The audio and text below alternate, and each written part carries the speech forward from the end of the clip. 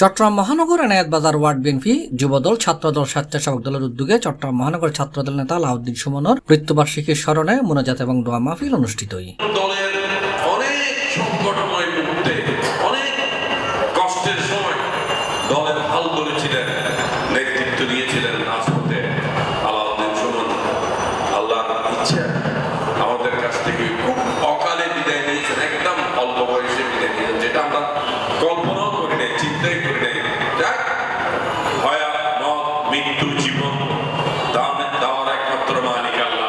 ডিসেম্বরের 14 তারিখ শনিবার নগরীর এনায়েত বাজার শাহী জামে মসজিদত এই মোনাজাত ও দোয়া মাহফিল অনুষ্ঠিত হয়।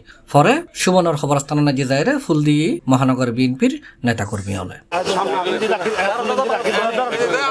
এই সময় উপস্থিত আছেন চট্টগ্রাম মহানগর বিএনপির সাবেক সদস্য সচিব আবুল হাশেম বক্কর, চট্টগ্রাম মহানগর বিএনপির যুগ্ম সাধারণ সম্পাদক ইয়াসিন চৌধুরী লিটন, মরহুমের পিতা সালাউদ্দিন লাতু, চট্টগ্রাম মহানগর যুবদলের সাবেক সাংগঠনিক সম্পাদক এমদাদুল হক বাদশাহ, চট্টগ্রাম মহানগর স্বেচ্ছাসেবক দলের যুগ্ম সাধারণ সম্পাদক আলী মুর্তুজা খান, চট্টগ্রাম মহানগর যুবদলের যুগ্ম সাধারণ সম্পাদক মোহাম্মদ সেলিম, এনায়েত বাজার ওয়ার্ড বিএনপির সভাপতি আলী আব্বাস খান, চট্টগ্রাম মহানগর যুবদল নেতা মোহাম্মদ আমিনুল্লাহ, চট্টগ্রাম মহানগর বিএনপি নেতা আলমগীর, চট্টগ্রাম মহানগর যুবদলের শমশের আলী। এছাড়াও আরাসিল কোতালী থানা স্বেচ্ছাসেবক দলের যুগ্ম সাধারণ সম্পাদক আবিদ, কোতালী থানা ছাত্রদল নেতা ফয়সাল, কোতোয়ালী থানা যুবদল নেতা মোহাম্মদ আলী, সাইফুল, মোহাম্মদ জসিমউদ্দিন, রুবেল, আকরাম, জাহেদ সহ অন্যান্য নেতৃবৃন্দ উপস্থিত আছেন।